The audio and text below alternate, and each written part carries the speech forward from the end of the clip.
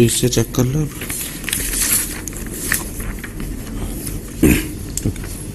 So today we are discussing the DPP number 1, 2, 3.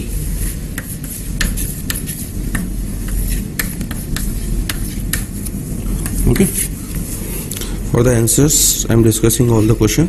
The quantity of aluminium has a mass of 54 gram. What is the mass of same number of magnesium atom? ठीक है। First of all क्या करा इसमें हमने 54 ग्राम है बेटा, divide कर दिया 27 से, तो 2 मोल हो गया क्या आपके पास aluminium. That mean you should have 2 moles of magnesium also. तो फर्स्ट का आंसर हो जाएगा सी हमारा, ठीक है ना। तो ये आपका करेक्ट ऑप्शन है। Charge on 1 gram ion of Al+3 ion, ठीक है ना। दिस इज योर, है ना, what we have to do in the second question. What is the meaning of 1 gram ion, है ना, of Al+3। What is the meaning of 1 gram iron? Sir, it is the mass of 1 gram of iron. Mass of 1 gram iron. I have told you gram atom, gram molecule. In the similar way, it is gram iron. All these 3 things represents mole. All these 3 things represents what? Mole. So basically, you have 1 mole of Al+3 ion. Okay, तो 1 mole of Al+3 ion you है। इसके ऊपर charge कितना है हमारा? 3 है। तो इसका मतलब our answer should be what? 3 into Na, है ना, E coulomb. Got the idea? So the option of, है ना, second question will be, answer will be D, है ना। आपने उसको सी टिक कर दिया है। हाँ हाँ हाँ, तो बस वो गलत कर दिया ना आपने। 1 ग्राम आयन था। अगर ये क्वेश्चन ये होता कि what is the charge on 1 gram of Al+3 ion, तब आपका आंसर कौन सा हो जाता? सी वाला। But at present the answer will be D आपका, ठीक है ना। तो ये छोटी छोटी गड़बड़ियां आपको अवॉइड करनी है। ग्राम आयन, ग्राम एटम और ग्राम मॉलिक्यूल तीनों किसे रिप्रेजेंट करता है? मोल को, ठीक है ना। Density of water, third question is at 4 degree Celsius is this much. The volume occupied by 1 molecule of water is approximately. Okay, now we have given the density. It is 10⁻³ kg per meter cube, which is nothing but I can directly write it as, है ना।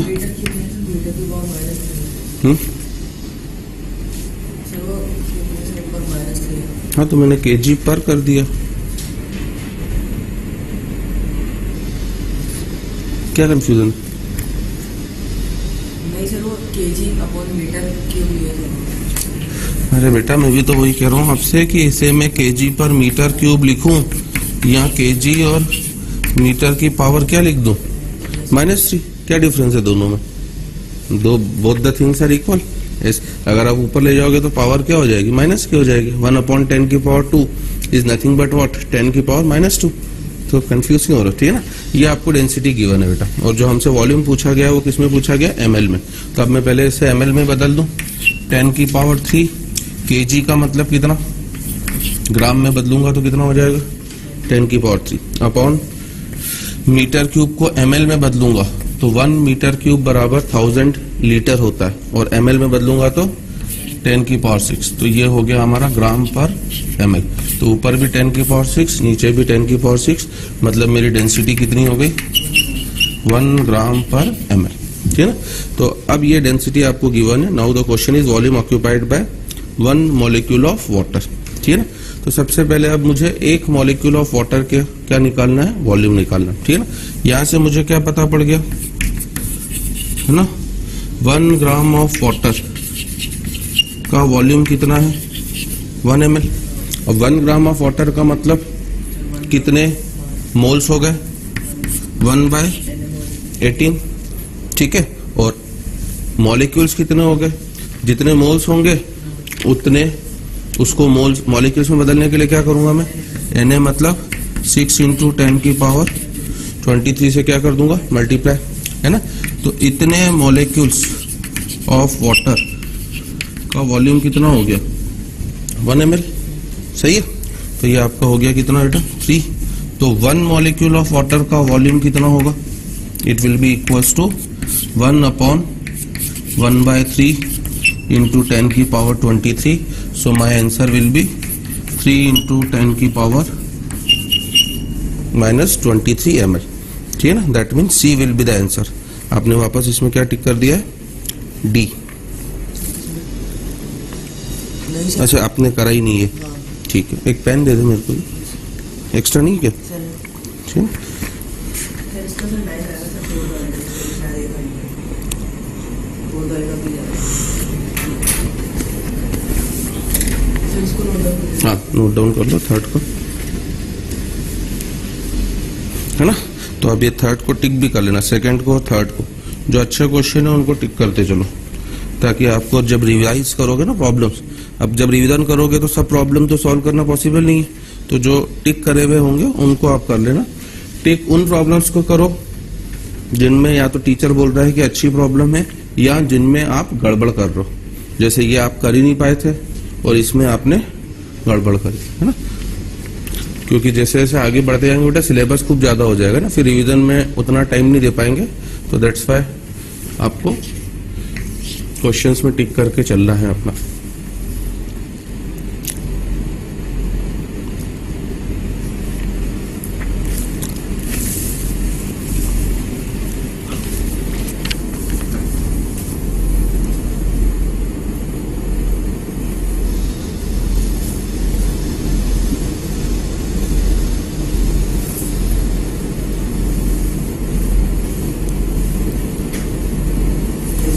हो गया, ठीक है ना।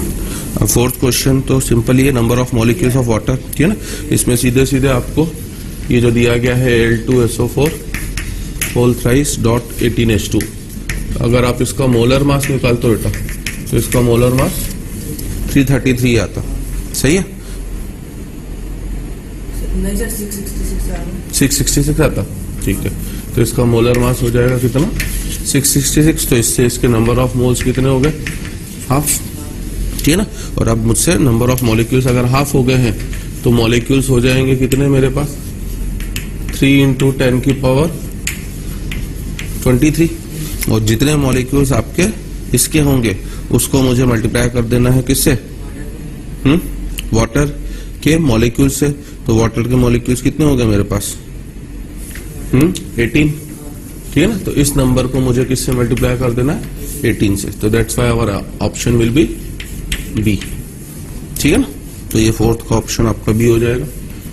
Now fifth question, from 392 milligram of H2SO4 this much molecules are remove. इस तरह के काफी question already we have discuss in the class, हो गया होगा आपका, है ना। फाइनली देखो, अगर आपसे मोल्स पूछा है तो आप ओरिजिनली भी पहले क्या निकाल लोगे अपने मोल्स? 392 मिलीग्राम है तो इंटू 10 की पावर -3 डिवाइडेड बाय कितना? 98। तो ये सीधे सीधे हो जाएगा कितना? 4, ठीक है ना। अब आपने जो रिमूव करे हैं उसको भी निकाल लीजिए। रिमूव करे हैं आपने 1.2 इंटू 10 की पावर 21 डिवाइडेड बाय 6 इंटू 10 की पावर 23। जैसे मैंने मॉलिक्यूल निकाले उसको माइनस कर नहीं तो आपने लंबा कर देते ना बेटा। मैंने आपको पहले भी क्या बोला है कि आपको अप्रोच भी सीखनी है। फाइनली उसने क्या पूछा है आपसे? मोल्स पूछे ना, तो आप सीधे मोल्स में ले जाओ, प्रॉब्लम को जल्दी हो जाएगी। अब इसमें अगर मैं मोल्स बोलता हूं तो कितने हो गए? 0.2, मतलब इनडायरेक्टली 2 इंटू 10 की पावर कितना? -3। इतने मोल्स थे आपके पास, इतने आपने रिमूव कर दिए, तो answer will B A, 2 into 10 की पावर -3। तो फिफ्थ का आंसर हो गया हमारा ए, ठीक है ना, ठीक है ना। अप्रोच भी सीखो प्रॉब्लम की, क्योंकि वो ज्यादा इंपॉर्टेंट है। प्रॉब्लम कर लेना इंपॉर्टेंट नहीं है, लेंदी करना, क्योंकि एग्जाम में आपको टाइम मिलेगा केवल कितने मिनट का? 3 मिनट का, है ना। हाँ, मतलब एक क्वेश्चन के लिए तो 3 मिनट का टाइम मिलेगा, और इस बार तो 2 मिनट का टाइम मिला है। अभी जो 7 अप्रैल को जेई हुई है आपकी, उसमें 30 क्वेश्चन आए थे केमिस्ट्री, फिजिक्स, मैथ्स में। तो टोटल 90 क्वेश्चन और टाइम है 180 मिनट। तो आपको एक क्वेश्चन के लिए 2 मिनट मिले। उसमें आपको क्वेश्चन पढ़ना भी है, सॉल्व भी करना है, और फिर OMR शीट में भी भरना है। तो इसलिए अप्रोच भी ज्यादा इंपॉर्टेंट हो जाती है। 6 क्वेश्चन इज वेरी इजी, है ना। किन में 1 ग्राम में नंबर ऑफ मॉलिक्यूल सेम होंगे? तो उनमें सेम होंगे बेटा जिनमें दोनों का मोलर मास सेम हो, क्योंकि अगर मास सेम है, मोलर मास सेम होते ही मोल सेम हो जाएंगे, मोल सेम होते ही मॉलिक्यूल सेम हो जाएंगे। तो 6, तो 6 का आंसर अभी कितना हो जाएगा हमारा डी। हाँ आगे देख लेंगे ना, चिल्ला क्यों रहा इतना तू, एक आधा क्वेश्चन रिपीट होगा। ठीक है, तो 6 का आंसर कौन सा हो गया हमारा डी। ठीक है, 7th क्वेश्चन अब आपका comprehension based. If 12 gram of C12 has equal number of atoms as Avogadro's number, what mass of 2He4 will contain same number of atom. तो सीधे सीधे एटॉमिक मास मतलब 4, इसलिए 7th का आंसर बी। 8th की बात करूं, what will be the gram atomic weight of Mg if 24 gram of 12 Mg 24 contains इतने एटम्स मतलब एवोगैड्रो नंबर ऑफ एटम्स, और Avogadro number of atoms will be contained in 1 mole of atoms, तो इसलिए 24 ग्राम। So answer will B आपका सी। 9th की बात करें, compute gram molecular weight of H2 gas if 4 gram of H2 gas contains this much of atoms. ठीक है ना, इतने एटम्स है बेटा। तो सबसे पहले आप क्या कर दोगे, एटम्स को किसमें बदलोगे, मॉलिक्यूल्स। तो एटम्स को मॉलिक्यूल्स में बदलने के लिए क्या करा जाता है, डिवाइडेड बाय एटोमिसिटी। तो पहले 2 से डिवाइड कर दूं तो ये 12 हो गया, फिर किससे डिवाइड कर दूं, एवोगैड्रो नंबर से, तो कितना हो जाएगा आपका 4 हो जाएगा। उसको फिर 2 से डिवाइड कर दे, तो इसलिए हमारा आंसर कितना हो जाएगा C1। तो 9th का आंसर हो गया सी, है ना। ठीक, 10th question, fill in the blanks in the table. हाँ, किसी पार्ट में डाउट आपको? यस सर, जैसे अपन रिमूव करेंगे, जैसे एटम, तो जैसे ये मास रिमूव, सर नंबर देखो 8 ग्राम ऑफ ऑक्सीजन एटम को उसने पूरा एग्जांपल के थ्रू समझा दिया है। पहले मैं वो एक्सप्लेन कर देता हूँ आपको, है ना। Relative atomic mass of the element कितना हो गया 16 ग्राम, एटॉमिक वेट 16। थर्ड कॉलम है moles of sample, that is 1/2। Number of atoms, तो जितने मोल्स होंगे उसको बस एवोगैड्रो नंबर से मल्टीप्लाई कर दो, तो Na/2। Mass remove from the sample, अब आपने 2 ग्राम इसमें से क्या कर दिया, रिमूव कर दिया, है ना। जितने अब है मोल्स रिमूव, मास को मोल्स में बदलने के लिए फिर से क्या करोगे, एटॉमिक मास से डिवाइड, तो 2/16 करते ही आंसर कितना हो गया 1/8। तो टोटल एटम्स कितने रिमूव हो गए, Na/8। Now the last part is mass of same number of carbon atoms as number of atoms present in the original sample. तो ओरिजिनल सैंपल में कितने एटम्स थे, हाफ मोल ऑफ एटम। तो carbon का भी आपको हाफ मोल ऑफ एटम लेना पड़ेगा। तो कार्बन का एटॉमिक मास कितना होता है 12, तो हाफ मोल ऑफ एटम मतलब 6 ग्राम। ठीक है ना। अब किसी पार्ट में आपको डाउट हो तो बताइए, कर लेंगे सभी पार्ट, सभी पक्का। ठीक, चलो now we are coming to DPP number 2।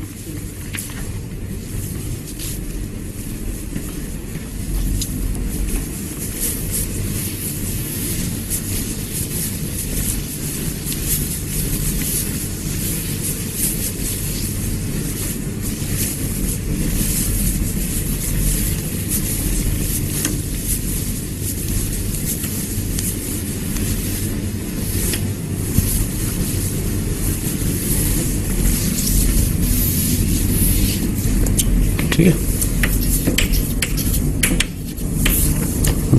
First question, according to common practice if you have Avogadro number of hydrogen atom then its mass is equals to 1 ग्राम।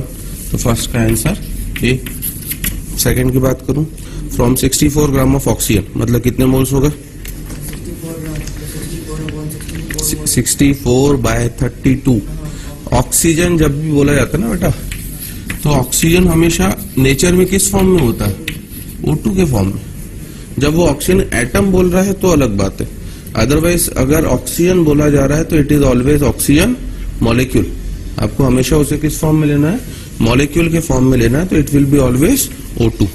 ठीक है, तो फ्रॉम अब 64 ग्राम ऑफ ऑक्सीजन मतलब 2 mole, 11.2 litre of oxygen get at STP कितने mole, 11.2/22.4 मतलब half mole. And this much atoms of oxygen are removed, है ना। अब ये एटम्स है, अब पहले इसको किससे डिवाइड करोगे, नहीं तो पहले किससे डिवाइड करोगे मोल्स में बदलने के लिए, एटोमिसिटी 2, और फिर किससे डिवाइड करोगे, एवोगैड्रो नंबर से। तो कितने मोल्स हो गए आपके, हाफ मोल। ठीक है ना, are remove from the oxygen container. ठीक है, तो हाफ मोल गैस के फॉर्म में निकाला, हाफ मोल एटम के फॉर्म में, टोटल कितने मोल निकाल दिए, 1 मोल। थे कितने मोल आपके पास, 2 मोल, तो बचे कितने मोल, 1 मोल बच गया, और 1 मोल का मास कितना होगा 32 ग्राम, इसलिए आंसर विल बी बी। ये नहीं हुआ था क्या आपसे, सर ये मतलब 3 अलग अलग है, 3 अलग अलग चीजें आ गई। नहीं, ये मैंने आपसे पहले भी बोला था बेटा, इस तरह के करीब शायद मैंने 5-6 क्वेश्चन क्लास में करवाए हैं आपको, है ना, कि रिमूव करने वाले क्वेश्चन ये ज्यादा इंपॉर्टेंट होते हैं, तो इन्हें ध्यान रखिए। तो इसलिए सेकंड का आंसर कौन सा हो जाएगा हमारा? बी। ठीक है, अब थर्ड क्वेश्चन भी देख सकते हो, वही रिमूव का है वापस। It is again a good question, आपने शायद इसे अटेम्प्ट नहीं करा। From the mixture of 4 moles of calcium phosphate, 5 moles of P4O10 and 6 moles of H3PO3, all the phosphorus atoms are removed. सब निकाल दिए।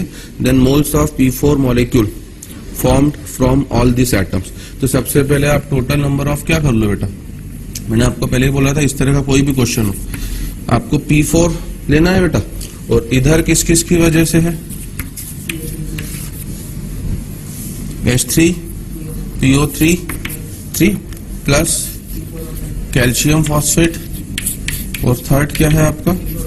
P4O10। ठीक है ना, आपको सेम नंबर ऑफ एटम्स की बात करी गई है, तो आपको बस सीधे सीधे क्या करना बेटा, यहाँ कितना है कोफिशिएंट? 4 इंटू इसके मोल्स आप कितने मान लो बेटा? N into Na। ठीक है, that will be equal to, बस बराबर कर दो, इसमें कितना है कोफिशिएंट आपका? 1 इंटू H3PO3 के कितने मोल्स बोले गए? 6 इंटू Na, प्लस सेकेंड है कैल्शियम फॉस्फेट। अब कैल्शियम फॉस्फेट में कितनी है एटोमिसिटी? 2, है ना। इसे बाद में हम लोग POAC, मैंने आपसे पहले भी बोला था कि बस आज से प्रॉब्लम बेस्ड क्वेश्चन चालू हो रहे हैं, इसे हम लोग POAC से भी, ये POAC की इक्वेशन, POAC का मतलब है प्रिंसिपल ऑफ एटॉमिक कंजर्वेशन। आप किसको कंजर्व कर रहे हो? एटम्स को। बस किसके एटम्स को कंजर्व करो? फॉस्फोरस के, क्योंकि क्वेश्चन में फॉस्फोरस के लिए बात बोली गई है।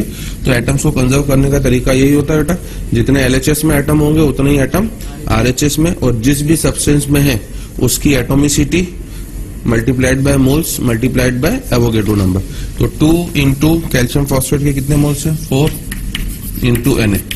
P4O10 में कितने हैं एटोमिसिटी? 4 into 5 into Na। तो आप देख सकते हो कि Na तो थ्रू आउट क्या हो गया आपका? कैंसर। अब बात आ रही क्या, N निकालना मुझे, तो ये तो 6 हो गया बेटा। 6 2 4 जा 8, कितना? 14 प्लस 5, 14 प्लस 20 34, और डिवाइडेड बाय 4, तो इसलिए N की वैल्यू 34/4 मतलब 8.5। तो इसलिए आंसर कौन सा हो जाएगा हमारा थर्ड का? ये वाला। ठीक है ना। तो जिन पार्ट्स में आप कंफ्यूज हो रहे हो बेटा, उनको स्ट्रॉन्ग करो। आप रिमूव करने वाले पार्ट में क्या हो रहे हो? कंफ्यूज हो रहे हो, है ना। तो टिक करके रखो उनको। हाँ हाँ हाँ, क्यों निकाला मास बेटा? सर एटम्स निकाल लिए पूरे के, फिर फास्फोरस के निकाले, फिर माइनस करके गया, तो उनसे तो नहीं, मैं समझा नहीं, क्या करा आपने? पहले फर्स्ट 4 मोल्स थे, 4 इंटू इसका एटॉमिक मतलब एटम्स निकाले पहले इसके। तो किससे मल्टीप्लाई करो? सर जैसे अपन नॉर्मली कहाँ है अप्रोच दिखाओ ना, तुम करा करो कॉपी में। बेटा डीपीपी में भी रफ फेयर करोगे, नोट्स में भी रफ फेयर, तो खूब परेशान हो जाओगे। ये रफ ही कॉपी है तुम्हारी, फेयर तो ना है। ज्यादा गलत होगा तो कट कर देना। आपने डीपीपी की एक कॉपी बनाई ना, तो ये बनाई है तो इसी में करो, गलत हो रहा तो कट कर दो, दोबारा करेंगे। तो पता तो रहे कि अब तुम बता नहीं पा रहे हो किससे मल्टीप्लाई करा तुमने उसको, बताओ मुझे। 4 को मल्टीप्लाई किससे करा तुमने? सर CA3PO4 का पूरा से मल्टीप्लाई कर। किससे? नंबर बोलो ना, नंबर क्या बोल रहे हो? सर इसका जो मास था ना पूरे का, मोलर मास से मल्टीप्लाई करा। तो मास क्यों निकालने की जरूरत पड़ रही है तुम्हें? तो मैं भी तो वही पूछ रहा हूँ ना कि मल्टीप्लाई किससे करो वो बताओ। मास की तो कोई जरूरत ही नहीं है, उसने केवल मुझसे बोला है कि मुझे किसके एटम्स को इक्वेट करना है? फास्फोरस के एटम्स को। तो जब एटम्स है, और एटम्स किससे निकलते हैं? मॉलिक्यूल से। मॉलिक्यूल किससे निकलते हैं? तो फिर जब आपको डायरेक्टली मोल्स दिया गया है, तो आप पहले उसे मास में बदल रहे हो, फिर मास को वापस किस में बदलोगे? मोल्स में। फिर तो आप तो जबरदस्ती अपना टाइम बढ़ा रहे हो। जब उसने मोल्स दे दिया है तो ऑलरेडी अच्छा कर दिया ना क्वेश्चन तो आपके लिए, ठीक है ना। तो थर्ड का आंसर आपका ये हो जाएगा। Fourth, if a sample of CuSO4.5H2O contains 3 moles of oxygen molecules, the moles of H atom present in the sample। इस टाइप के भी छोटे छोटे क्वेश्चन बढ़िया होते हैं। 3 moles of O2 है बेटा, और 3 moles of O2 का मतलब क्या हो गया? 6 moles of O atoms। इसलिए मैं बार बार बोल रहा हूँ, है ना। जब तक वो केवल ऑक्सीजन बोल रहा है तो वो हमेशा क्या होगा आपका O2, और अब उसको हमने किसमें बदल दिया बेटा, एटम में। अब मुझे किसके एटम बताने हैं, हाइड्रोजन के एटम, ठीक है। तो अब आप ये देख लो कि इस कंपाउंड में ऑक्सीजन के टोटल एटम्स कितने हैं, टोटल 9, और हाइड्रोजन के टोटल कितने एटम्स है 10। तो दैट मीन दोनों किस रेशो में होना चाहिए बेटा, 9/10 के रेशो में। तो अगर आपको ऑक्सीजन के एटम्स पता है कितने हैं 6, तो बताइए हाइड्रोजन के कितने एटम्स होंगे, क्या करोगे 10 × 6/9, मतलब ये 2 ये 3, सो आंसर विल बी 20/3। तो दैट्स वाई फोर्थ का आंसर कौन सा हो जाएगा, डी वाला, है ना। तो डीबीबी नंबर 2 में आप काफी ज्यादा अटके हो, 2 3 4 सब लाइन से ही आपके नहीं हुए हैं सॉल्व, सही है ना। तो इनको करना ढंग से। चलो 5th क्वेश्चन ये कर लिया। Sulphur exist in 3 allotropic form S2 S6 और S8। अगर तीनों के इक्वल वेट ले लिए तो ratio of number of atoms जिस रेशियो में गिवन है बेटा उसी में हो जाएगा, मतलब 1:2:6:8, दैट इज 1:3:4। तो 5 का आंसर कौन सा हो गया मेरा, ए, है ना। 6 की बात करो, which of the following contains the greatest number of atom. क्या अप्रोच लगाई सर, जैसे अपन को मास दे रखा है, हाँ। केवल मास अपन बोल रहा है mass into N into atomicity. इतना लंबा कर दिया बेटा आपने, सबका अलग अलग लेगा है ना। तो मैं इसलिए कह रहा हूँ, देखो है ना, कि इतना डिवाइड करने की जरूरत नहीं बेटा। देखो अप्रोच भी सीखो वहां पर। मास सबका क्या है, इक्वल है, ठीक है। सबसे पहले तो ब्यूटेन का मोलर मास कितना 58, ठीक है ना। सेकंड नाइट्रोजन का 28, थर्ड आपका सिल्वर का 108, और फोर्थ H2O का मतलब 18। ये क्या हो गया इनके बेटा, मोलर मास। अब ये तो कहां जाएगा आपका डिनोमिनेटर में, तो मोल्स हो गए कितने 1/58। अब तुरंत यहाँ पर एटोमिसिटी, इसकी एटोमिसिटी कितनी 14, अगले वाले की 1/28 × 2, नेक्स्ट वाले की 1/108 × 1, और इसकी 1/18 × 6। अरे मेरी बात समझो, 1/18 × 3 ना बेटा, एटम्स की बात कर रहा हूँ, आगे मेरी बात समझो। अब आपको ये देखना बेटा, ये हो गया 1/14, ये तो 1/1080 है, ये कितना है 1/6, और अगर 14 से करते हो तो ये लगभग 1/4, इसलिए आंसर कौन सा हो जाएगा मेरा, ए वाला, ठीक है ना। तो इसलिए 5th 6 का आंसर हो गया आपका ए। 7th की बात करता हूं अगर मैं, under the same condition 2 gases have same number of molecules, ठीक है ना, दे मस्ट हैव क्या, इक्वल वॉल्यूम। कौन सा लॉ, हाइपोथेसिस हो गई आपकी एवोगैड्रोस हाइपोथेसिस, है ना। हाँ, अगर मॉलिक्यूल सेम है तो मोल सेम होंगे, और मोल सेम होंगे तो उनका वॉल्यूम भी क्या हो जाएगा, सेम। 8th क्वेश्चन की बात करता हूं अगर मैं, gases mixture of CO2 and N2O, ठीक है ना, इन ए 2:5 ratio by mass the ratio of number of molecules. देखो जो वेट रेशियो होगा बेटा वही मोल रेशियो भी हो जाएगा, ठीक है ना। क्यों, क्योंकि CO2 का भी मोलर मास 44 है, और N2O का भी मोलर मास कितना है 44। तो अगर मोलर मास सेम है बेटा तो मोल्स भी, जो वेट रेशियो होगा वही मोल रेशियो हो जाएगा, इसलिए आंसर आपका बी होगा 2:5। आपने ए टिक कर दिया।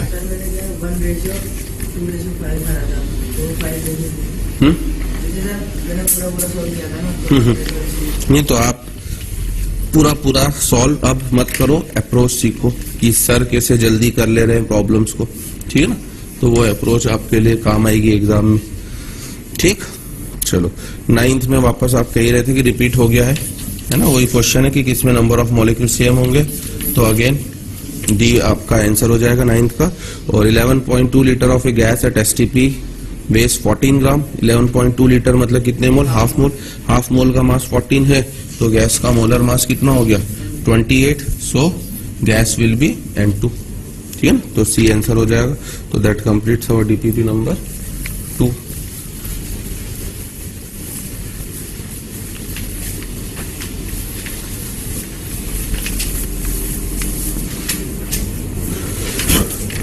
ठीक है, चलो now we are coming to DPP number 3, ठीक है। The atomic weight for a triatomic gas, triatomic gas का मतलब एटम्स कितने हो गए इसके 3, is a the correct formula for number of moles of gas in its W gram, है ना। W नंबर ऑफ मोल्स निकालने बेटा, गलत कर दिया आपने। क्या फॉर्मूला होता है नंबर ऑफ मोल्स का? गिवन मास कितना है? गिवन मास तो W है बेटा, W तो ऊपर होना चाहिए। सर पर एटॉमिक वेट दे रहा था,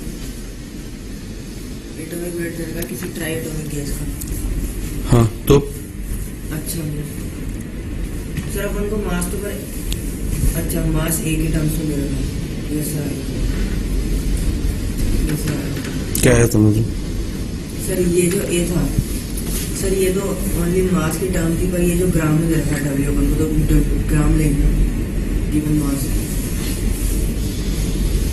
सर एटॉमिक वेट है ट्राई एटॉमिक गैस का ए, पहले इसका मोलिकुलर मास बता। सर ए का, गैस का, एक गैस का जो ट्राई एटॉमिक है उसका एटॉमिक वेट अगर ए है तो उसका मोलिकुलर वेट कितना होगा? मोलिकुलर वेट तो एटॉमिक वेट ए है तो मोलिकुलर वेट होगा N इनटू सर ए अपॉन N। नहीं सर ए वाई एटॉमिसिटी, ए वाई ऑक्सीजन का एटॉमिक वेट कितना है? 16 तो ऑक्सीजन गैस का मोलिकुलर वेट कितना होगा? क्या करा आपने? एटॉमिक वेट को किससे मल्टीप्लाई करा? 2 क्या है उसकी?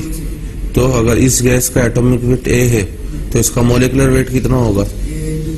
तो आप A/3 बोल रहे हो, कितना कंफ्यूज हो रहा है? क्यों कंफ्यूज हो रहा है यार?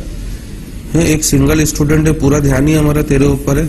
अगर उसकी एटॉमिसिटी आपको ए दे दी है बेटा तो आपको जस्ट 3 से मल्टीप्लाई कर दो। 3 क्या हो गया? उसका मोलर मास हो गया। अब नंबर ऑफ मोल्स का क्या फॉर्मूला होता है? तो मास कितना दिया है गैस का? मास कितना दिया है? मास। तो फिर आप यार क्वेश्चन को ढंग से नहीं पढ़ोगे तो उसमें मेरी क्या गलती है?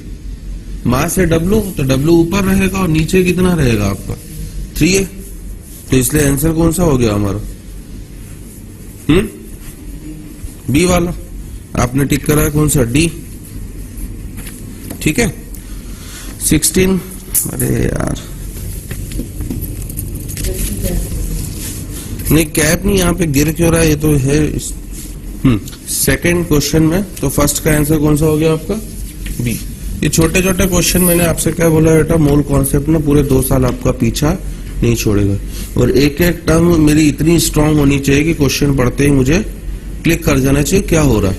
जैसे अब ये पूरी लाइन से खाली है आपकी डीपीबी है? नहीं सर, मैंने जैसे सॉल्व पर आंसर। हाँ तो आंसर मैं बताता हूँ। 16 gram of SOX gas occupies 5.6 litre at STP। वही कॉन्सेप्ट वापस 5.6 को किससे डिवाइड कर दो बेटा, कितना हो गया? तो इसका मतलब mole that will be equal to किसके बराबर होना चाहिए बेटा? 16/m। तो गैस का मोलर मास कितना हो गया? 64। अब आपको बस x की वैल्यू चाहिए, तो कैसे करोगे? SO2 हो गई है ना। तो SO2 होने का मतलब ऑप्शन विल बी बी। ठीक। थर्ड की बात करोगे, देख लो सब एक एक लाइन के क्वेश्चन है, प्रोवाइडेड आपके कॉन्सेप्ट क्लियर हो कि आप उन्हें डायरेक्ट कर सकते हो। ठीक है ना। थर्ड क्वेश्चन की बात करूं, find the relative density of SO3 gas with respect to methane, है ना। वही रिलेटिव डेंसिटी बेटा, SO3 ऊपर 80 नीचे CH4 बोला गया है तो 16, इसलिए आंसर विल बी कितना? 5। ठीक है। Fourth, vapour density of A gas अगर 17 है तो find the weight of 11.2 litre of gas at STP। ठीक है ना। वेपर डेंसिटी 17 मतलब मोलर मास कितना हो गया बेटा? 34 है ना, क्योंकि वेपर डेंसिटी का क्या फॉर्मूला था हमारा? m/2। तो जब तक मैंने आपसे बोला है कुछ नहीं गिवन होगा तो वेपर डेंसिटी हाइड्रोजन के रिस्पेक्ट में, तो मोलर मास 32 है। अब 11.2 लीटर का मतलब, हाँ 34 ही तो है। हाँ 11.2 लीटर का मतलब हाफ मोल, और हाफ मोल का मास कितना हो जाएगा वापस? 17 का। ठीक है ना। तो इसलिए फोर्थ का आंसर हो गया कितना आपका? 17। ठीक।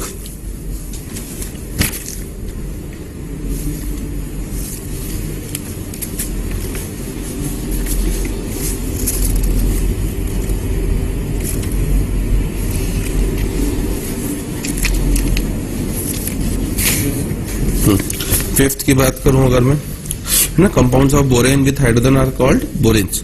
One of this borane have the empirical formula BH3 और मॉलिक्यूलर वेट है इसका 28 AMU। तो बताइए इसका मॉलिक्यूलर फार्मूला क्या होगा। कल हमने एम्पेरिकल फार्मूला सीख ही लिया, तो एम्पेरिकल फार्मूला अगर BH3 है बेटा तो EFM एम्पेरिकल फार्मूला मास कितना हो जाएगा, बोरॉन का 11 प्लस 3 हाइड्रोजन मतलब 14। इससे मैं किसकी वैल्यू निकाल लूंगा, N की, 28/14 मतलब 2, इसलिए फॉर्मूला विल बी क्या हमारा B2H6। तो ये आपका 6 का आंसर हो गया, ठीक है ना। सेवेंथ नहीं फिफ्थ का, तो now we are coming to question number 6। Calculate vapour density of a sample containing 10 mole SO2, 5 moles of 10 mole CO2, 5 mole SO2, 400 gram of SO3 with respect to CH4। सबसे पहले आपको अपने sample का क्या निकालना पड़ेगा बेटा, एवरेज मोलर मास। क्या फॉर्मूला था इसका, सर जैसे 10 into CO2। पहले फॉर्मूला बोला करो sir density of, sir average molar mass का फॉर्मूले याद रखो, total mass upon total moles. और अब टोटल मास कैसे निकालूंगा मैं, 10 into CO2 का 44, ठीक है ना, प्लस 5 into 64, ठीक है ना, प्लस 400 ग्राम ऑफ SO3। तो इसका तो मास ही है बेटा, तो इसको 400 ही छोड़ दो। नीचे अब मोल्स, इसके 10, इसके 5, इसके मोल्स निकालने पड़ेंगे। SO3 का मोलर मास कितना होता है,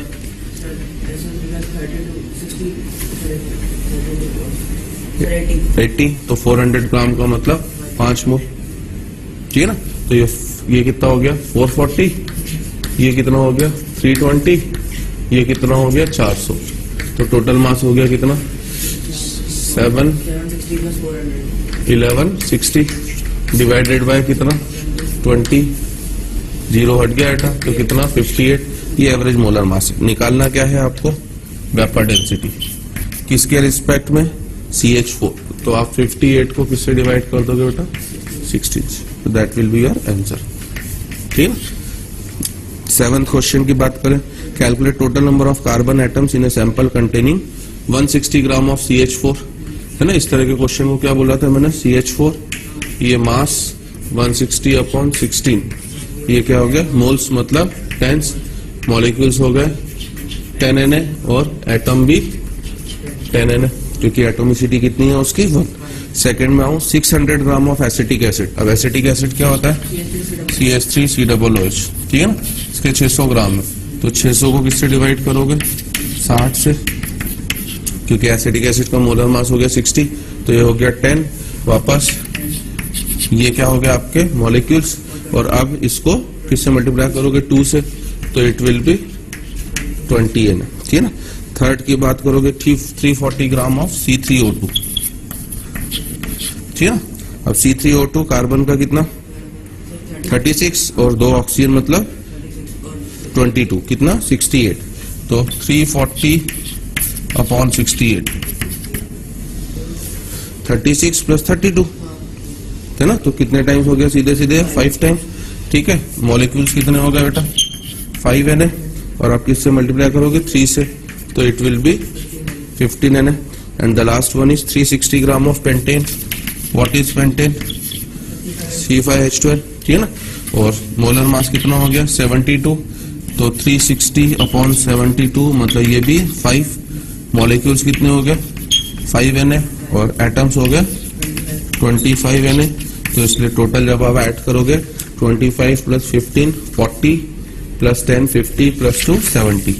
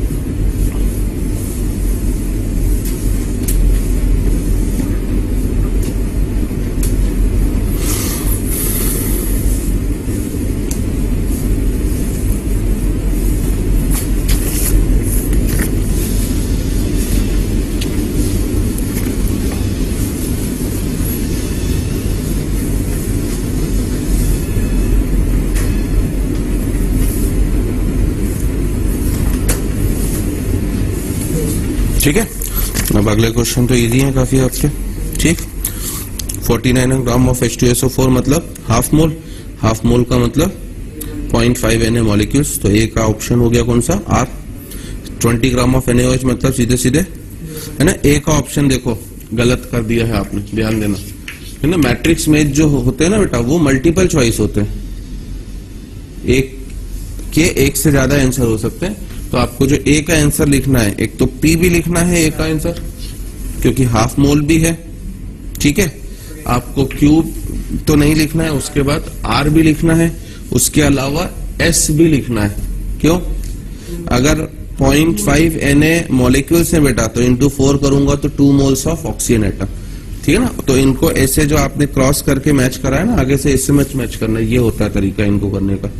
एक से ज्यादा ऑप्शन हो सकते हैं, वो सब आपको चेक करने, इस वजह से इनमें टाइम ज्यादा लगता है। तो ए का ऑप्शन आपका PRS हो गया। अब 20 ग्राम ऑफ NaOH का मतलब वापस P भी हो गया, Q तो नहीं होगा, R होगा, अब S नहीं होगा। C की बात करें बेटा, 11.2 लीटर ऑफ CO2 मतलब वापस हाफ मोल, तो P तो हो गया आपका, है ना। P होने के बाद साथ में Q भी हो गया और साथ ही साथ R भी हो गया, सही है ना। बाकी S नहीं होगा। और लास्ट अगर आप D का देखोगे तो D के लिए 6 × 10⁻23 एटम्स ऑफ ऑक्सीजन। तो अगर आप एटम्स ऑफ ऑक्सीजन बोल रहे हो बेटा, ठीक है ना, तो मोल्स तो कितने हो गए, 1 मोल। ठीक है ना, एटम्स का, मॉलिक्यूल्स के रिस्पेक्ट में मोल्स कितने हो गए, 6 × 10⁻23 मॉलिक्यूल्स के रिस्पेक्ट में एटम 10 है, एक मॉलिक्यूल के रिस्पेक्ट में है। मतलब ऑप्शन क्या क्या होना चाहिए इसका, मैं ये पूछ रहा हूँ आपसे। एक तो डी का तो एस होना चाहिए, डी का एस होना चाहिए, 2 मोल्स ऑफ ऑक्सीजन एटम। और सर उसी है ना, तो क्यों बेटा, एटम का अगर 1 मोल है तो मॉलिक्यूल्स कितने हो जाएंगे, हाफ नहीं हो जाएंगे। तो अगर हाफ मॉलिक्यूल्स हो गए तो आपका आंसर क्या बोल सकते हो आप, 0.5 Na मॉलिक्यूल्स भी बोल सकते हो, हाँ या ना, ठीक है ना।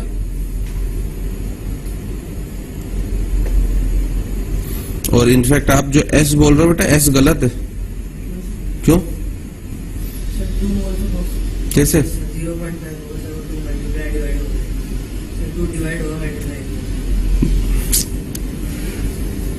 क्या डिवाइड मल्टीप्लाई बोल रहे हो, मैं समझ नहीं पा रहा हूँ सर। जैसे ये 2 मोल है, उसकी जगह हाफ मोल होगा और हाफ इंटू Na मॉलिक्यूल्स। हाँ, तो हाफ इंटू Na मॉलिक्यूल्स मतलब एक तो ऑप्शन R हो गया ना। तो अब एटम्स के लिए किससे मल्टीप्लाई करोगे इसको, एटम्स मतलब ये तो मॉलिक्यूल्स हो गए ना, एटम्स कितने होंगे, सर एटम सीधे से मल्टीप्लाई तो कितना, सर एटम से Na होंगे ना। तो Na मतलब कितने मोल of atom, 1 mole of atom, और इसने दिया है कितना, 2 मोल ऑफ। तो तुमने S टिक करा ना, तो वही कह रहा हूँ कि S क्या है उसका, गलत है। आंसर क्या होना चाहिए, डी का केवल। नहीं सर, वो क्या हुआ, 3 तो बच गया, 3 तो हो गया। नहीं, तो इसलिए तो मुझे वही लगा यार कि आपने के लिए एक क्यों टिक करके रखा, इसलिए तो उन्होंने पूरा डिस्कस कर दिया। ये मल्टीपल चॉइस है, एक से ज्यादा आंसर है, और 9th में भी यही होगा। 32 gram each of O2 and S। O2 का 32 ग्राम मतलब 1 मोल, ठीक है ना। S का 1 मोल, टोटल 2 मोल्स ऑफ Fe। तो ए का ऑप्शन तो एक तो आपका P हो गया, ठीक है ना, हो गए। Q तो नहीं होगा। एक को सबसे चेक करना है, मैं ये कह रहा हूं आपसे। एक आप चारों चेक करो, P होगा कि नहीं होगा, होगा।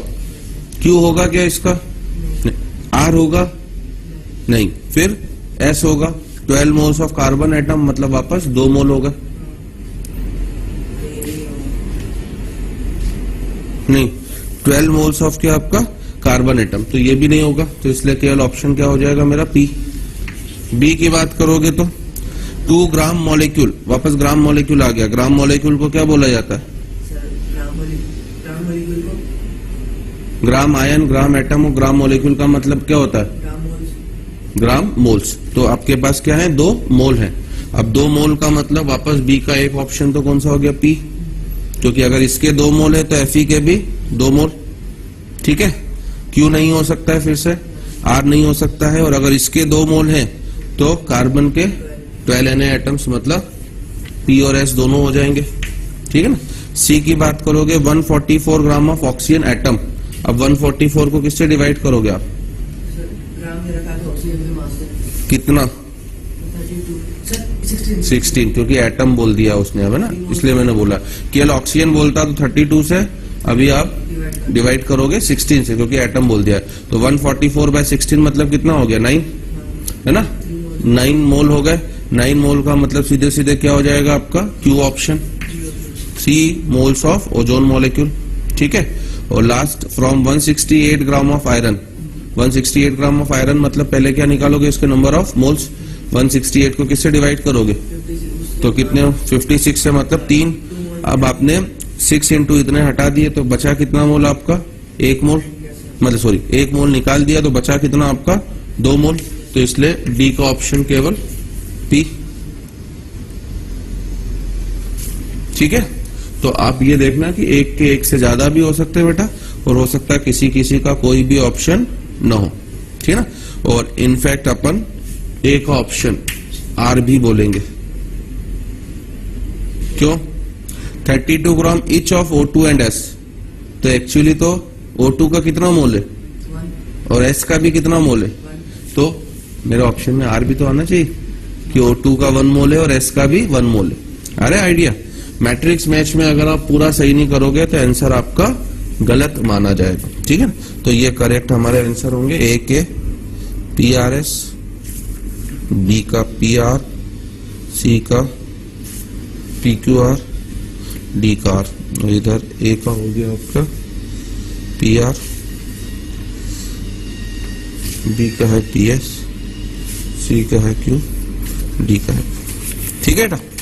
तो इस तरह से ये आप पहली डीपीपी का डिस्कशन हमारा कंप्लीट होता है। तो ध्यान रखना किस तरह से आपको डीपीपी अटेम्प्ट करनी है ना। अब इसको फाड़ दो और ये ले ले, नहीं क्योंकि उसमें गलती से फिजिक्स आ गया ना, ठीक है ना। तो ये अपने आंसर्स टिक कर लेना और फिर इसको फाड़ देना ताकि कोई देखेगा तो उसको गलत नहीं लगे, ठीक है। तो इसलिए मैं नहीं लेके आ गया हूं तेरे लिए। चलो, तो now we are coming to over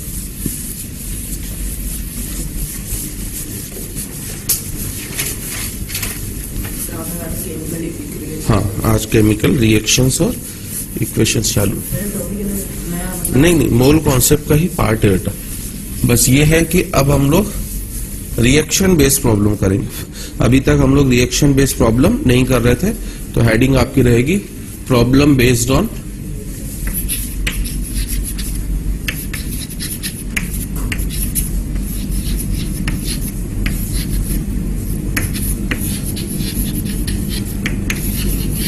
chemical equation, problems based on chemical equation. अब इसमें सबसे पहले लिखना बेटा हमारा केमिकल रिएक्शन।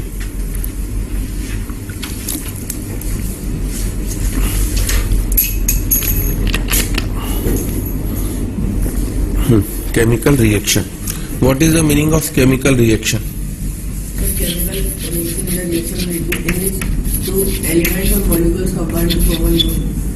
बिल्कुल ना।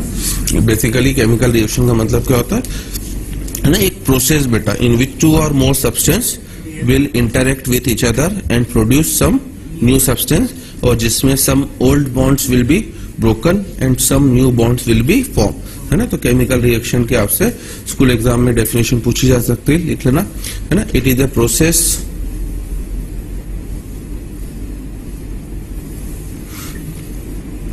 it is a process in which 2 or more substances it is a process in which 2 or more substances interact with each other, 2 or more substances interact with each other and forms new substance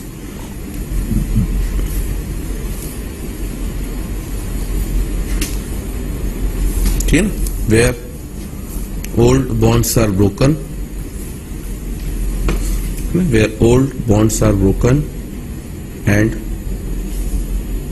new bonds are formed.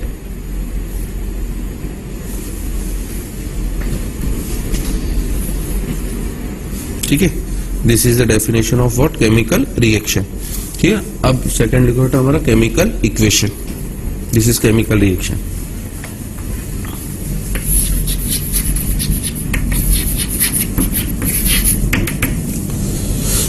Reaction एक अलग चीज है बेटा, equation एक अलग चीज है। Now what is the meaning of equation? Chemical equation means that the reaction है ना, हाँ, सिंबल्स आर यूज, बिल्कुल सही है ना। तो इसकी डेफिनेशन हम लोग करेक्ट बोलेंगे, a chemical equation is symbolic representation of chemical reaction.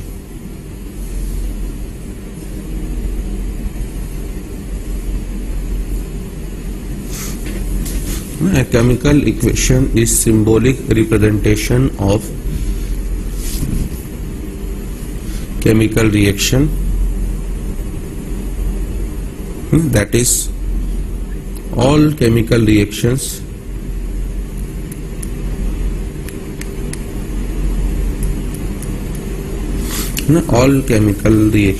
are represented by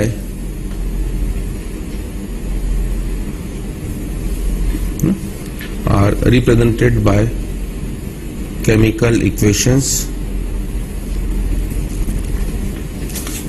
represented by chemical equations by using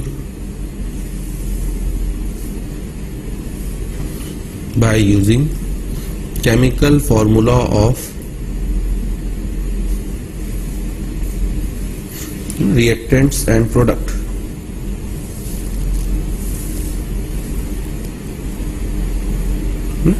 By using chemical formula of reactants and product।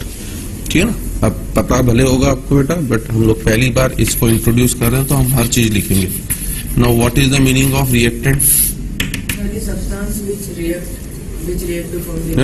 Substance in which change is brought about, कि ऐसा substance जिसमें change होता है ना। तो लिखना हमारा the substance which is present, substance in which change is brought।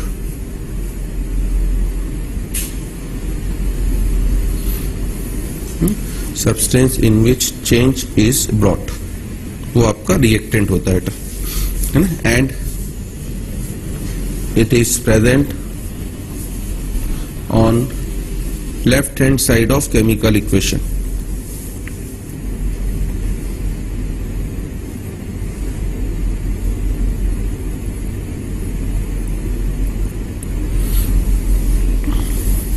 ठीक है ना, इट इज प्रेजेंट ऑन कहां पर, हमारा left hand side of chemical reaction. ठीक है ना। इसी तरह से अगर हम लोग प्रोडक्ट की बात करें बेटा, है ना, substance which come into existence, है ना, the substance which come into existence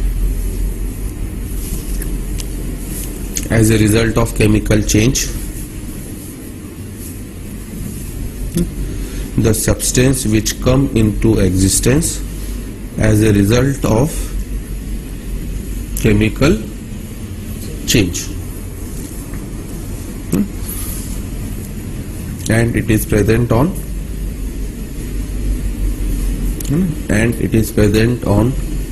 right hand side of equation।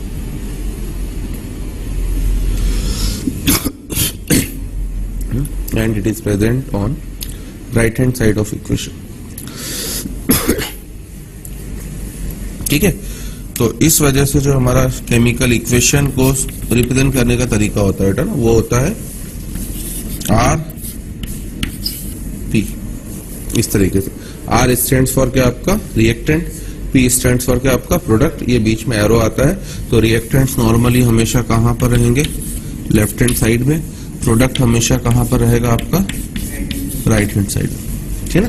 और अगर एक से ज्यादा, मोर देन, ये तो सिंगल है बेटा, मोर देन वन रिएक्टेंट या प्रोडक्ट होंगे तो उनको प्लस करके लिखोगे, R1 प्लस R2, इधर हो जाएगा आपका क्या, P1 प्लस P2, है ना, जितना भी हो जाए, है ना। What is the purpose of any chemical reaction? हाँ, बेसिकली स्टेबिलिटी भी बोल सकते हो, but the major purpose is to form product, है ना। कोई भी केमिकल रिएक्शन करवा रहे हो आप तो उसका पर्पस होता है क्या बेटा, प्रोडक्ट बनाना। ये पूरे 2 साल आपका पीछा नहीं छोड़ेगा, ध्यान रखना, नोट भी कर लेना है ना कि purpose of any chemical reaction is to produce the product.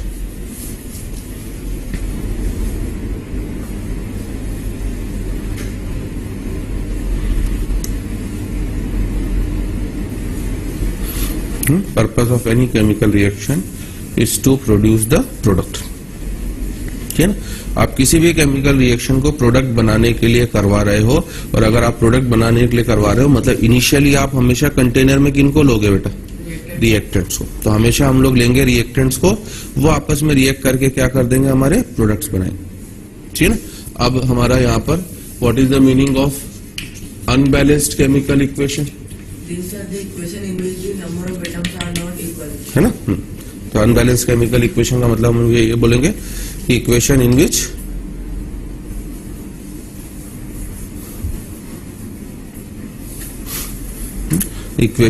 Which number of atoms equation in which number of atoms of elements equation in which number of atoms of elements on both sides are not equal। Equation in which number of atoms of elements on both sides are not equal। ठीक है ना। And balance chemical equation का मतलब क्या हो जाएगा हमारा, The atoms in both sides है ना। बैलेंस केमिकल इक्वेशन का मतलब हो जाएगा कि atoms on both side are equal.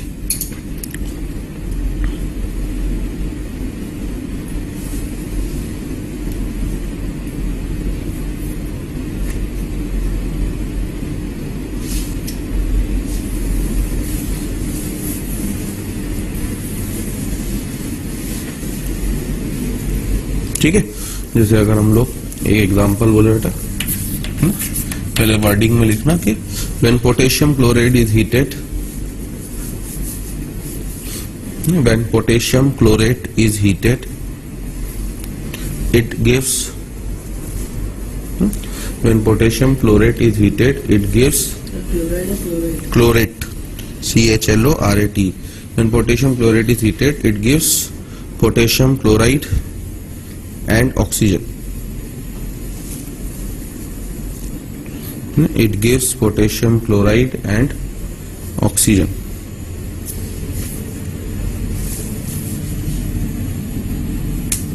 ठीक है ना। तो अब ये तो क्या है बेटा, जस्ट सिंबॉलिक फॉर्म में नहीं है, अभी केवल इंफॉर्मेशन है। अब इसको आपको इक्वेशन के फॉर्म में लिखना पड़ेगा। अब जो क्वेश्चन चालू होंगे इस तरह से आपको रिएक्शन गिवन होगी ना। अभी तो मैंने केवल जस्ट इंफॉर्मेशन दी है। अब क्वेश्चन में क्या होगा कि when 50 gram of potassium chloride is heated suppose करो, then calculate the amount of oxygen evolved. इस तरह के क्वेश्चन आएंगे। इसी को हम लोग बोल रहे हैं क्या, problems based on chemical equation. अब इस तरह के क्वेश्चन आप तभी कर सकते हो जब आप इसको किस फॉर्म में लिखोगे, इक्वेशन के फॉर्म में।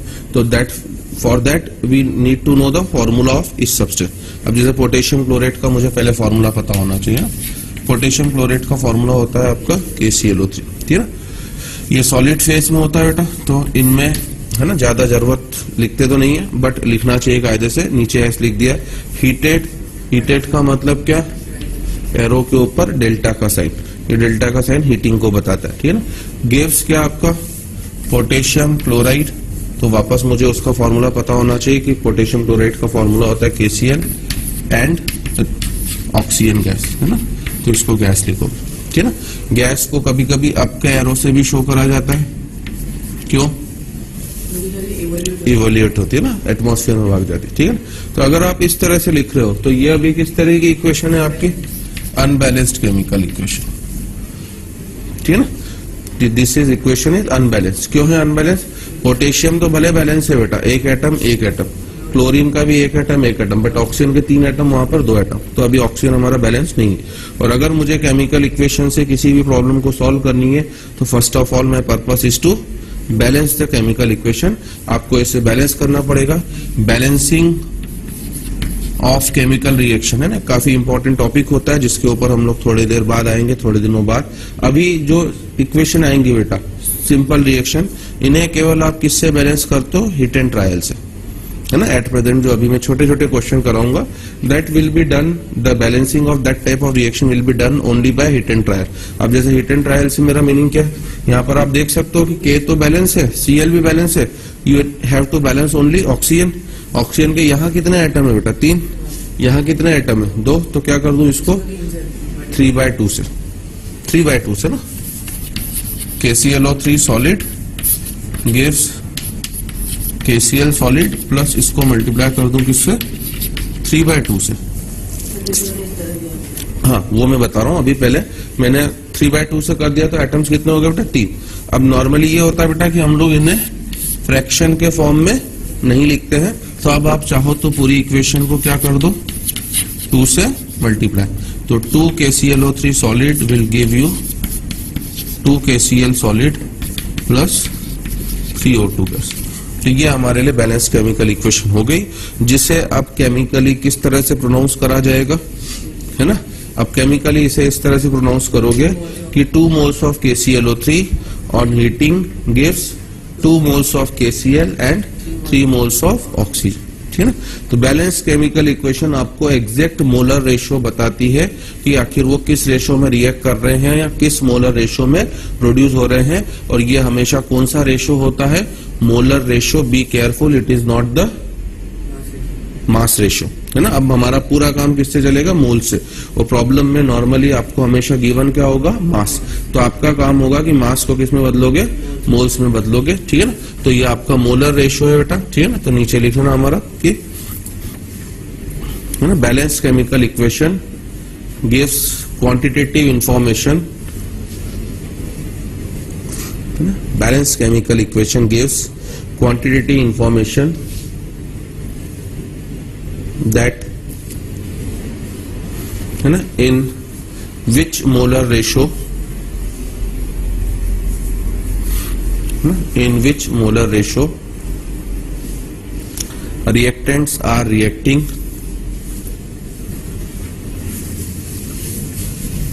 है ना, in which molar ratio reactants are reacting and in which molar ratio, है ना, products are producing, ठीक है। इसे आप अपना स्टाइचियोमेट्री ऑफ रिएक्शन, है ना। कभी कभी मोल कॉन्सेप्ट को बुक्स में स्टाइचियोमेट्री वर्ड भी लिखा हुआ मिलता है, STOICHIOMETRY, स्टाइचियोमेट्री। तो आप इसे स्टाइचियोमेट्री ऑफ रिएक्शन भी बोलते हो। STOI, CHIO मेट्री, है ना। और ये जो है बेटा 2, 2 and 3, ये कहलाते हैं कि आपके स्टाइचियोमेट्रिक कोफिशिएंट, ठीक है ना। तो नीचे लिख लेना हमारा, है ना, स्टाइचियोमेट्रिक कोफिशिएंट, ये लिख लेना कि इसका मीनिंग क्या होता है।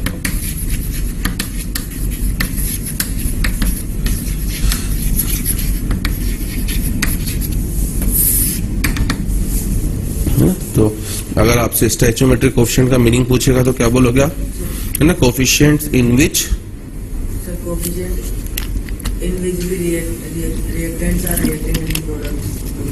आर प्रोड्यूसिंग, और ये हमेशा कहां से पता पड़ेगा आपको? It is always known from balance chemical equation. Unbalance से कभी भी स्टाइचियोमेट्रिक कोफिशिएंट पता नहीं पड़ेंगे, है ना। तो लिखना कि coefficients in which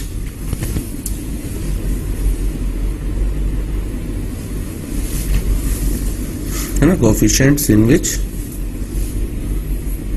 reactants are reacting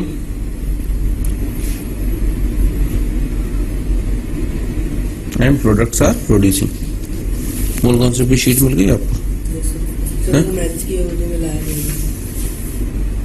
तो होमवर्क कैसे दूंगा? लाया नहीं तो कल लेके आना है। coefficients in which reactants are reacting and products are producing, and these are always known from balanced chemical equation, and these are always known from balanced chemical equation.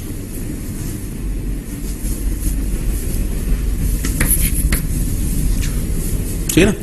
तो अब मैं आपको कुछ छोटी छोटी पहले रिएक्शंस को बैलेंस करना बता रहा हूं। जैसे नाइट्रोजन और हाइड्रोजन मुझे पता है रिएक्ट करके क्या बनाते हैं, अमोनिया। तो N2 plus H2 gives ammonia मतलब NH3। अब ये रिटर्न ट्रायल से छोटी छोटी रिएक्शन हो जाएंगी बैलेंस, है ना? क्या होना चाहिए बताओ? ये अभी बैलेंस्ड है कि अनबैलेंस्ड है? अनबैलेंस्ड, ठीक है ना? तो अब मुझे इसे बैलेंस करना है, तो क्या करूं? है ना, N2 plus 3H2 gives 2NH3, ठीक है ना? तो ये इतनी छोटी छोटी रहेंगी बेटा कि जिन्हें केवल हिट एंड ट्रायल्स है, इनके लिए कोई टेक्निक नहीं है। और अभी सिर्फ केमिकली प्रोनाउंस क्या करोगे, 1 mole of nitrogen reacts with 3 moles of hydrogen and gives 2 moles of ammonia. अगर मैं आपसे पूछूं कि what is the stoichiometric coefficient of nitrogen, 1, hydrogen का 3 और अमोनिया का 2, मतलब नाइट्रोजन और हाइड्रोजन अब हमेशा किस मोलर रेशियो में रिएक्ट करेंगे, 1:3, ठीक है ना?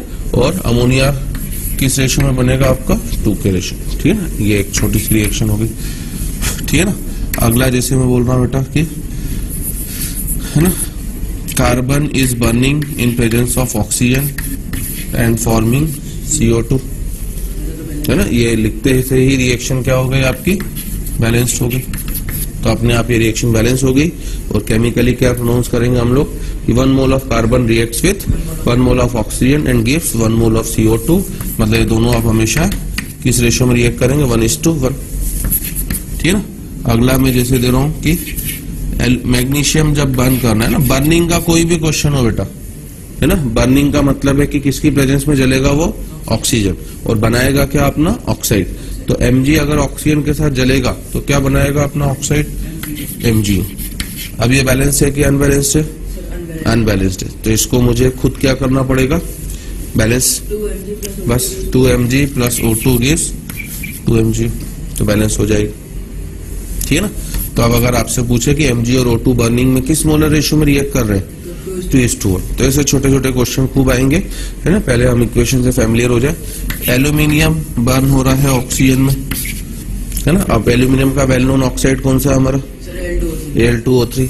तो बर्निंग में हमेशा यही होगा बेटा, है ना? अगर आप किसी एलिमेंट को जलाओगे तो एलिमेंट जलकर हमेशा क्या बनाएगा, अपना ऑक्साइड बनाएगा।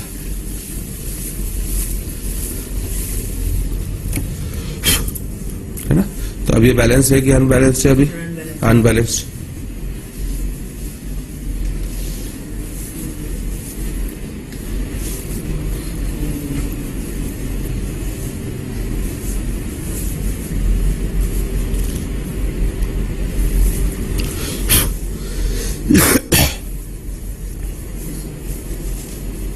है ना? क्या हो जाएगा बेटा, 2Al plus 3O2 gives 2Al2, sorry 4Al plus 3O2 gives 2Al2O3,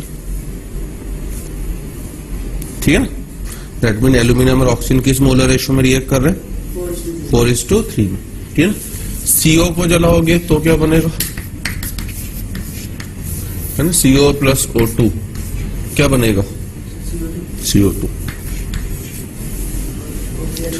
है ना? ऑक्सीजन गैस क्यों इवोल्यूट होगी, कहां बच रहा है, आप बैलेंस करो ना इसको बेटा। 2CO plus O2 gas 2CO2। Burning का मतलब होता है जलना, और जलने में ऑक्सीजन इवॉल्व नहीं होती बेटा, ऑक्सीजन तो उल्टे यूज होती है ना? तो कॉमन क्वेश्चन आपको बर्निंग पे खूब मिलेंगे। अब जैसे मैंने मान लो CH4 को जला दिया, ठीक है ना, ये सब बर्निंग है। तो बर्निंग का रूल याद रखना, अगर एलिमेंट जलेगा तो अपना क्या बनाएगा, ऑक्साइड। लोअर ऑक्साइड जलेगा तो हायर ऑक्साइड। अब कोई कंपाउंड जल रहा है, जैसे CH4 को जला दिया आपने, तो CH4 जलेगा तो क्या बनाएगा भैया, CH4 में कौन कौन से एलिमेंट्स प्रेजेंट है, कार्बन और हाइड्रोजन। कार्बन भी अपना ऑक्साइड बनेगा, हाइड्रोजन भी अपना ऑक्साइड बनाएगा। कार्बन का ऑक्साइड क्या बनेगा, कार्बन डाइऑक्साइड मतलब CO2। हाइड्रोजन का ऑक्साइड क्या बनेगा, वाटर, ठीक है? बैलेंस करो क्या होगा,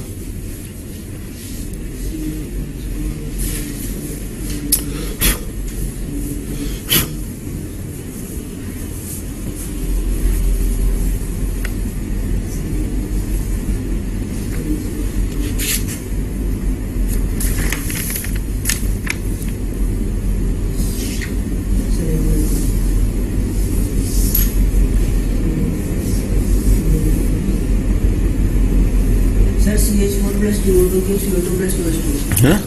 सबसे पहले कार्बन को बैलेंस करो है ना। कंपाउंड की बर्निंग में ये होता है, C बैलेंस हो गया, फिर बैलेंस करो किसको, हाइड्रोजन को। हमेशा पहले इनको बैलेंस करोगे, हाइड्रोजन 4 है तो 2। अब बैलेंस करोगे किसको, ऑक्सीजन। कितने हैं, 2 2 4 तो 2 है ना। इसी साल हाइड्रोकार्बन के बर्निंग के ऊपर जेई में क्वेश्चन आया है, 7 अप्रैल को जो पेपर हुआ था ना, उसको अभी मैं आगे कराऊंगा।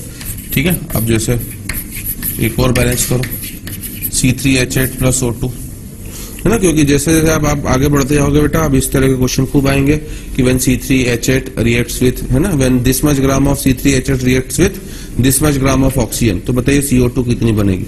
अब ऐसे क्वेश्चन करने के लिए पहले आपको रिएक्शन को क्या करना पड़ेगा, बैलेंस, और ये पता करना पड़ेगा कि आखिर CO2 बन कैसे रही है। तो C3H8 प्लस O2 बताइए what will be the balance equation.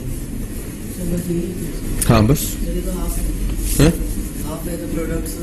तो वही तो कह रहा हूँ, प्रोडक्ट्स बताओ ना। प्रोडक्ट्स भी खुद डिसाइड करने पड़ेंगे आगे बढ़ोगे तो। अभी मैंने क्या बता दिया, अगर O2 है मतलब बर्निंग हो रही है, और बर्निंग हो रही है तो कार्बन है तो हमेशा CO2 बनेगा, हाइड्रोजन है तो हमेशा H2। क्वेश्चन केवल ये नहीं होंगे balance the chemical equation, question ये होंगे complete and balance the chemical equation. मतलब आपको रिएक्शन को खुद कंप्लीट भी करना पड़ेगा।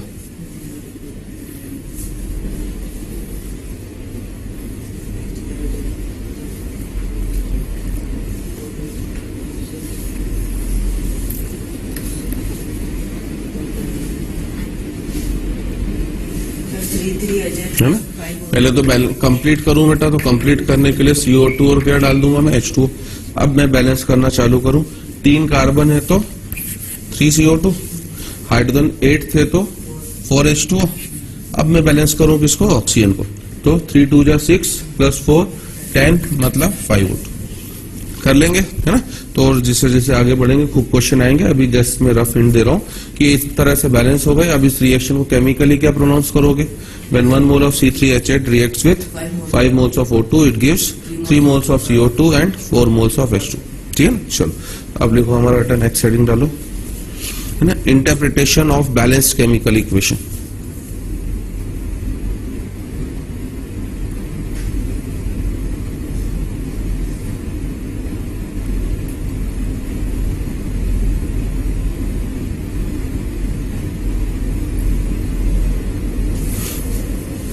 Interpretation of balance chemical equation, और इसमें नीचे ब्रैकेट में लिख लेना स्टोइचियोमेट्री एंड स्टोइचियोमेट्रिक कैलकुलेशन।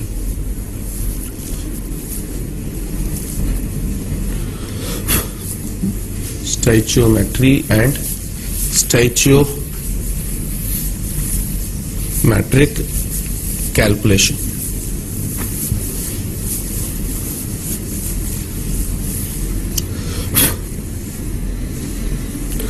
ठीक है ना। तो इसमें जो सबसे, ये एनसीईआरटी बुक में काफी हाईलाइट करके दिया गया बेटा, सबसे जो इंपॉर्टेंट होता है बेटा हमारे लिए, दैट इज मोल एनालिसिस, है ना। इस वजह से मैं इतने दिनों से अभी तक आपको पहले क्या निकालना सिखा रहा हूं, मोल, कि मोल आखिर होता क्या है। तो पूरे जितने भी अब इक्वेशन बेस्ड क्वेश्चन होंगे उनमें हमेशा आपका मोस्ट इंपॉर्टेंट एस्पेक्ट कौन सा होता है, मोल एनालिसिस। जैसे पहला क्वेश्चन बेटा जो अभी मैंने आपको बोला, है ना। अब फिजिकल स्टेट आपकी मर्जी है, लिखो या ना लिखो, हमें बस रिएक्शन लिखनी होती है। 2 KClO3 gives 2 KCl plus 3 O2। ठीक है ना। अब इसको करने का तरीका, अब इसको लिखते तो ऐसे है बेटा, बट मोल एनालिसिस में इसे पढ़ा किस तरह से जाएगा, 2 moles of KClO3 on heating gives 2 moles of KCl plus 3 O2। और न्यूमेरिकल प्रॉब्लम्स में आपको इसे इस तरीके से करना पड़ेगा बेटा ना, जो क्वेश्चन हो गया। What is the meaning of n KClO3, number of moles of KClO3 divided by उसका स्टोइचियोमेट्रिक कोएफिशिएंट 2, है ना। अभी ये लोएस्ट फॉर्म में लिखे जाते हैं बेटा। स्टोइचियोमेट्रिक कोएफिशिएंट हमेशा क्या होना चाहिए, लोएस्ट इंटीजर। आप बोल सकते हो कि सर मैं 4 और 6 लिख दूं, लिख सकते हो बेटा, बट कन्वेंशनली हम लोग हमेशा लोएस्ट इंटीजर के फॉर्म में। हमारे क्वेश्चन किस फॉर्म में रहेंगे, ये इक्वेशन क्या बता रही है आपको कि अगर 2 मोल KClO3 के रिएक्ट करेंगे, हीटअप करेंगे, तो KCl के भी कितने मोल्स मिलेंगे, 2। अब मान लो मैंने 3 मोल KClO3 के गर्म करे, तो KCl के कितने मोल मिलेंगे, 3। 4 गर्म करूंगा तो 4, ठीक है ना, क्योंकि दोनों का मोलर रेशियो क्या है, सेम। वो चीज आप डायरेक्ट इस तरीके से इक्वेशन से भी कर सकते हो। n KClO3/2 equals to n KCl। What is the meaning of n KCl? Sir number of moles of KCl by उसका stoichiometric coefficient 2 and that will be equals to what? NO2। What is the meaning of NO2? Number of moles of O2 by 3। ठीक है ना? तो अब अगर मैं आपको question दे रहा हूं बेटा कि अगर मेरे पास ऑक्सीजन के 30 मोल्स हैं तो बताओ KClO3 के कितने मोल्स लेने पड़ेंगे? सर 20 है ना? KClO3 के तो बस इसकी जगह आप कितना रख दोगे? 30/3 कितना हो गया? 10 और 2 से मल्टीप्लाई कर दोगे तो अपने आप इस इक्वेशन से हर क्वेश्चन क्या हो जाएंगे? आपके सॉल्व हो जाएंगे। ठीक है ना? मोल्स देगा तो क्वेश्चन खूब इजीली सॉल्व होगा और वेट देगा तो पहले आपको क्या करना पड़ेगा? मोल्स में कन्वर्ट करना पड़ेगा। तो यह टेक्निक होती है बेटा, दैट्स व्हाई हमें स्टोइचियोमेट्रिक कोएफिशिएंट का पता होना क्या है? कंपलसरी है ना। अब जो मैं प्रॉब्लम्स करा रहा हूं उसमें केस 1 लिख लो हमारा, सिंगल रिएक्टेंट,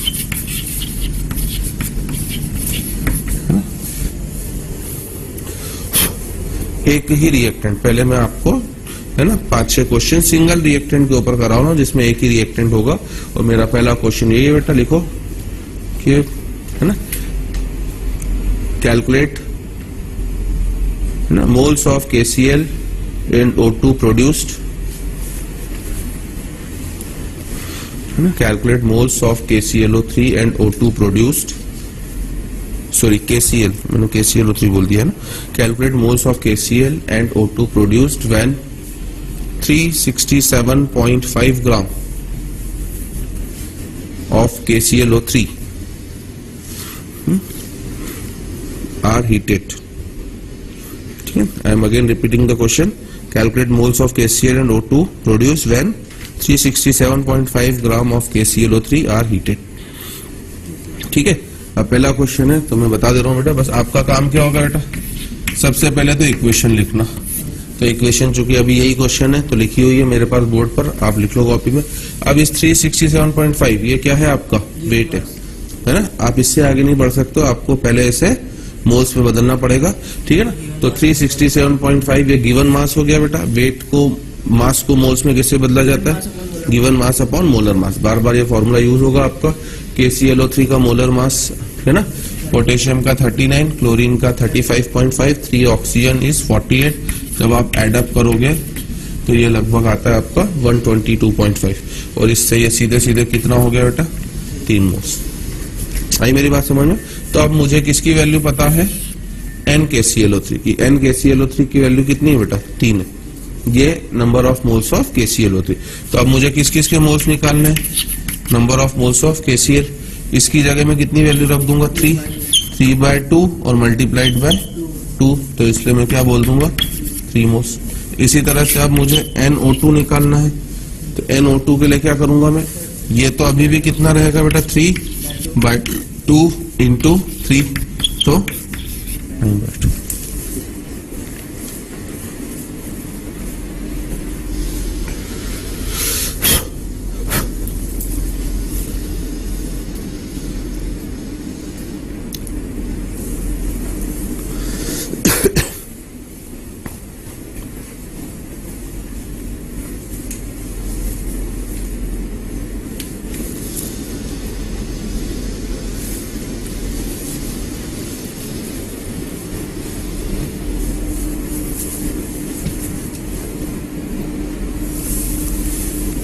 ठीक है, चलो एक और क्वेश्चन करते हैं। कल शीट ले, कल है अपनी क्लास? परसों कल है ना? तो शीट लेके आना, आप शीट से होमवर्क दूंगा। हर वीक नॉर्मली आपको 2 या 3 DPP मिलेंगे बेटा। तो इस वीक की तो तीनों अपनी डिस्कस हो गई है ना। अब शीट में भी अपन काफी कुछ होमवर्क कर सकते हैं। तो आज आप लाए नहीं हो, नहीं तो मैं है ना अभी मैं होमवर्क तो दे दूंगा बाहर से, शीट देख के आपको कल डिस्कस करेंगे अपन। हाँ, तो एक और क्वेश्चन कर लेते हैं आज का लास्ट। कैलकुलेट है ना volume of CO2 gas in litre. Calculate volume of CO2 gas in litre produced at STP, produced at STP by heating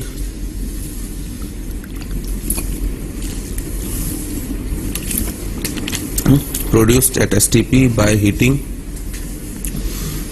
25 gram of CaCO3. By heating 25 gram of CaCO3. ठीक है ना? अब CaCO3 क्या होता है बेटा हमारा, है ना? क्या होता है इसका हीटिंग इफेक्ट, क्या होगा? हीटिंग इफेक्ट मतलब गर्म करना, है ना? सर क्या ये बनाता है कार्बन, क्या देखो CaCO3 को गर्म करा है, CaO है ना, CO2 तो मैंने दे ही दिया बेटा आपको, तो इसका मतलब बचा हुआ क्या होगा आपका CO, है ना? तो कार्बोनेट को गर्म करने के इक्वेशन बैलेंस हो चुकी है, ठीक है ना? तो बैलेंस है, खत्म, और कुछ दिमाग लगाना नहीं। और जब तक सब 1:1 के रेशियो में है बेटा तो कुछ भी लिखने की भी जरूरत नहीं है, इस तरह से लिखने की भी जरूरत नहीं, क्योंकि सब 1:1 है, ठीक है? आप सीधे सीधे बस इसके क्या कर लो बेटा, नंबर ऑफ मोल्स 25/100 मतलब 1/4। अगर इसके 1/4 मोल्स है बेटा तो CO2 के भी 1/4, और आपसे CO2 का क्या पूछा गया है, वॉल्यूम एट STP पर, तो 1/4 को मल्टीप्लाई कर दो किससे, 22.4 मतलब 5.6 लीटर, ठीक है? कल बढ़ेंगे हम लोग यहाँ से आगे।